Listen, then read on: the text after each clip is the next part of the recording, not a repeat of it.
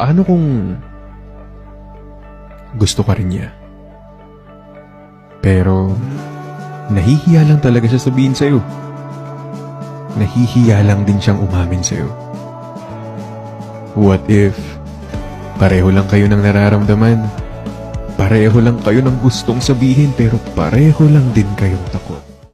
Aaminin ko pa, o baka bigla lang mawala kung ano mang pumapagitan sa ating dalawa. Naisip mo ba sa mga oras na tayo